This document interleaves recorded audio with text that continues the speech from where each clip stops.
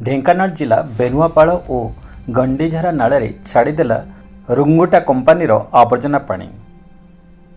ढेंकानाल जिला बेनुआपाड़ गंडीझरा नाଳରେ छाड़ी दि जाइए रुंगुटार कंपानीर आवर्जना पानी। पानीर रंग कला पड़ जाइथिबा बेले दुर्गंधरे नाक फाटी जाउछि। पानी रे गाधुआ पाधुआ करिबा दूरर कथा पाख माड़ी होनी। एही नाळ बेरुआपाड़ गंठीरु बाहरी गंडीझरा देई लिंगड़ा नदी रे मिसी ब्राह्मणी नदी रे मिसिछि। एही नाळ नईरे प्राय 10-12टी ग्राम प्रभावित हेउछि। एही नाळ पानी पी बहुत गाई गोरु एवं पशुपक्षी रोगक्रांत हेउचंती ओ एही पानी लोक माने गाधोई बहुत चर्म रोग रे आक्रांत हेउचंती बोली गंडीझरा ग्रामर लोक माने असंतोष प्रकाश करिसंती। वर्षार सुजोग नहीं रुंगुटारा कारखानार वर्ज्य जल को नाଳରେ छाड़ी देउथिबा अभियोग हेउछि। जिला प्रशासन ए दिगरे दृष्टि देई पदक्षेप नेबाकू दाबी करिसंती।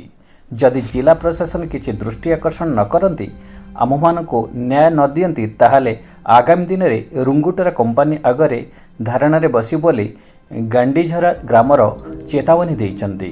हिंदळरू रंगाधर साउंक रिपोर्ट चतुर्थ स्तंभ न्यूज। प्रद्युम्न नायक आमर ग्राम पंचायत है गालपड़ा गालपड़ा ग्राम पंचायत रुंगुटा प्लांट जो दूषित पानी छाड़ी घर गंडीझरा आमर जो दूषित पानी छाड़ी आम सबू रोग आक्रांत हलुणी चर्म रोग आक्रांत हलुणी एवं रुंगुटा बारंबार ये करना आमर किसी कथा बुझुनी एवं आमर जो एक्सटेंशन करुच्ची जगह रुंगुटा आहरी अधिग्रहण करुच्ची 88 एकर केते से बाबद से नाल पार करना जगह नहीं दूषित पानी कला पानी छाड़ी आम सेकड़े गलानी आमर टाटा स्टील एकड़े नालटार आम चलुलु आ कि चलने असुविधा आम गाधोई पारुनी खाई पारुनी कि आम समस्ते महिला गाई गोरु समस्ते आम आक्रांत हलुँ।